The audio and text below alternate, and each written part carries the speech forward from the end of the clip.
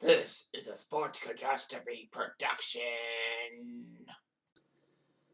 Hey there, Heather, ho there. It's Jeff Goodard, everyone. Welcome to another sports catastrophe birthday boy. And the birthday boy for July the 31st is an entrepreneur and owner of the Dallas Mavericks. I know that's a dead giveaway for this guy.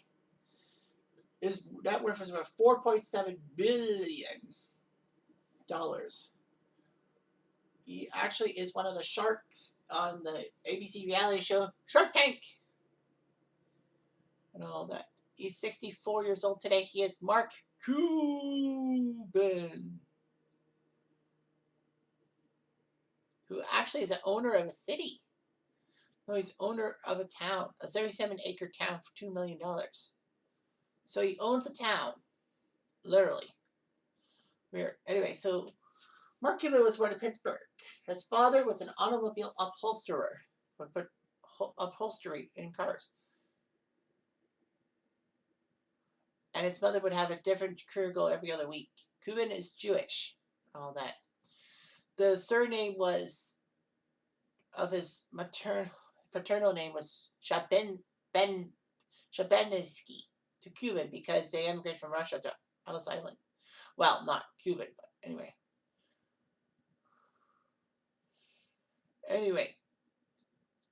Cuban sold garbage bags to pay for a pair of expensive basketball shoes, and he would earn money for selling stamps and coins. And Cuban would actually run newspapers from Cleveland to Pittsburgh when Pittsburgh newspaper went on strike. Instead of attending high school for his senior year, he enrolled as a student at the University of Pittsburgh. It's like, wait a minute. If he didn't take a senior year, how could he have graduated? But anyway, after 1 year with Pitt, he switched to Indiana and was graduated from the Kelley School of Business in 1981 with a Bachelor of Science degree in Management. He would have various business ventures during college, including a chain letter. Anyway, Cuban would go back to Pittsburgh and take a job with Mellon Bank and immerse himself with the study of machines and networking.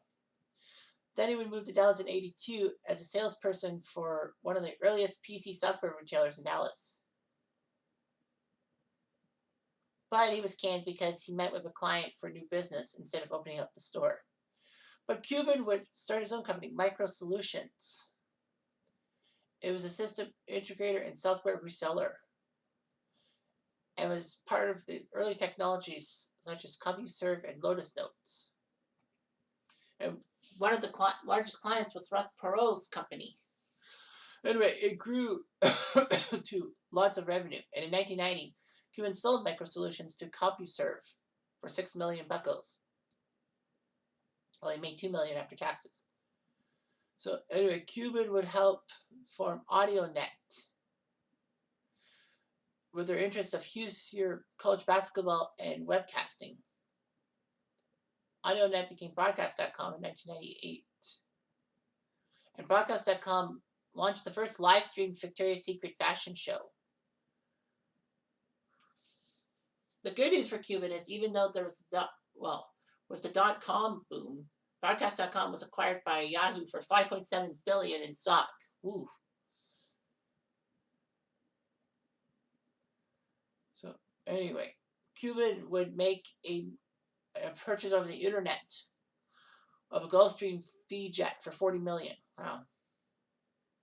But Yahoo's purchase of Broadcast.com was actually one of the worst internet acquisitions, because the broadcasting services were discontinued within a few years, and of course, the dot-com bubble burst.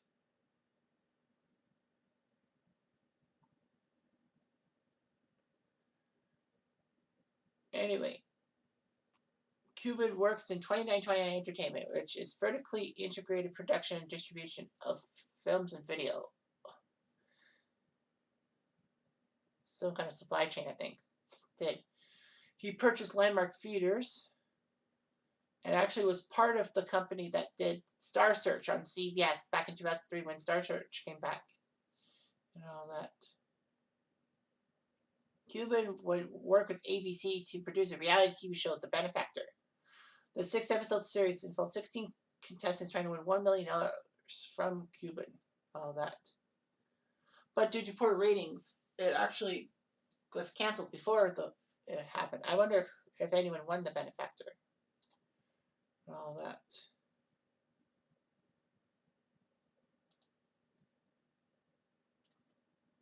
So yeah, he invested a lot in startups and all that, which is pretty good and all that. I wonder if the winner. Well, the winner was Femila Durdelsinimi of Henderson, Nevada, beating Dominic Scali. All that.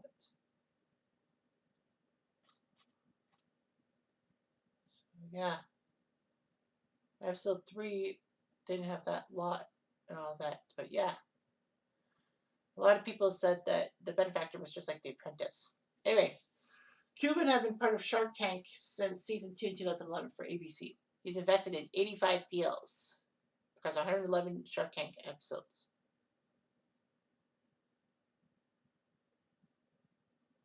Well, Hycon, a manufacturer of removable fire hoses, agreed to a deal for Cuban, but didn't go through with the deal.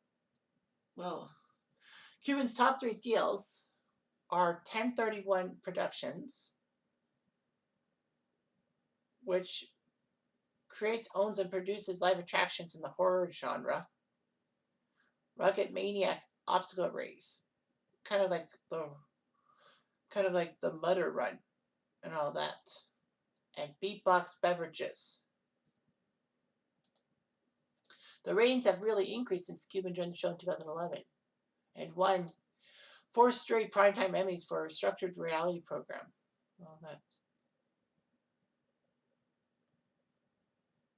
Cuban owns the film distributor Magnolia Pictures. He financed Redacted, a dramatization of the 2006 Mahmoudiyah killings. You know, the gang rape of the Iraqi child. 2006. All that.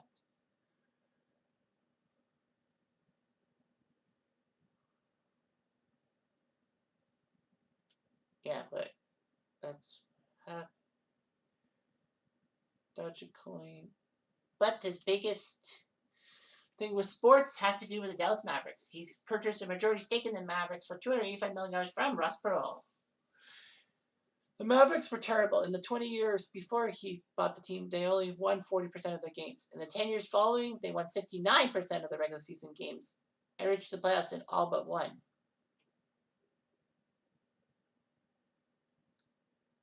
However, Cuban broke the mold of sports owners because team owners publicly pay more passive roles and watch basketball games from skyboxes. However, Cuban sits alongside fans while donning team jerseys and gets his private airplane to 10 road games. Anyway, Dallas did their job and won the 2011 championship. Ross Perot Jr. actually wanted to sue Cuban because of insolvency, but failed miserably. Cuban said that the Mavericks would accept Bitcoin as payment for tickets in the following season, and in 2021 said that they would get Dogecoin for payment for merchandise and tickets to games.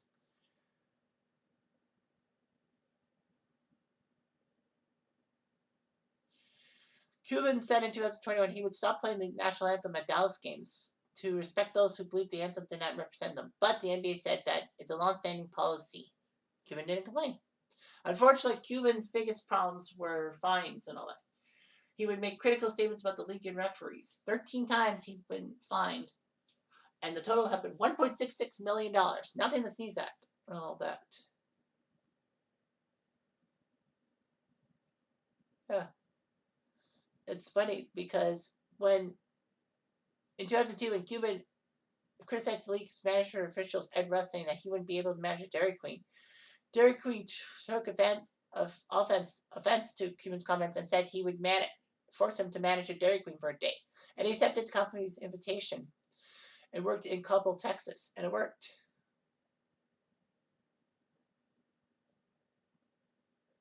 Right. Cuban would get a lot of trouble for insults and all that, calling people thugs, and hated David Stern. And Adam Silver, too.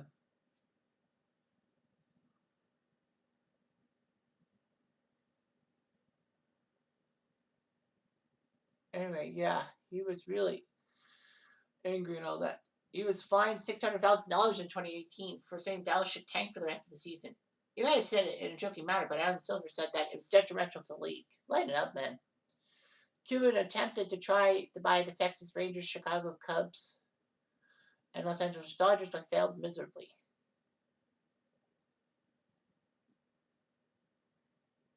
Cuban wanted to purchase his hometown Pittsburgh Pirates, but failed miserably.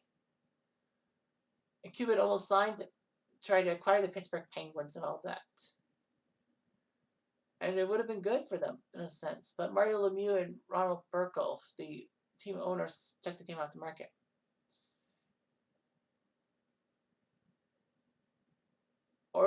Cuban was actually the guest host of Raw in 2009, giving Kofi Kingston a victory over Randy Orton. And then Cuban said that Orton would face Kingston at TLC. And Sheamus would slam Cuban through a table.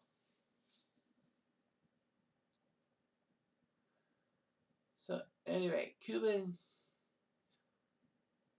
wanted to loan the United Football League $5 million and all that. But, the UFL did not pay him back. So yeah, he's politically through all that. Some say he could be president, but no. Cuban has two brothers. Well, he married Tiffany Stewart in the Barbados. They have two daughters.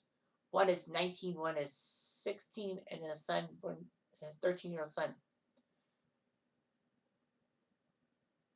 Cuban is a vegetarian. His philanthropy is huge and all that. He famously picked up Delonte West from a gas station in Dallas, who was homeless and a former player. I think Delonte West is still homeless and all that, or choosing to be homeless. I don't remember.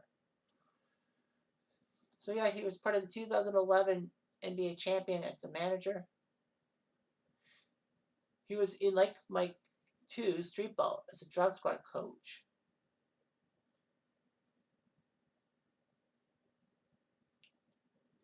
And of course, he was in, Delonte West and all that. So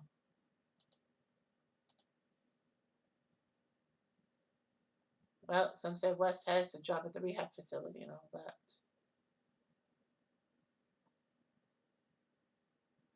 So, yeah.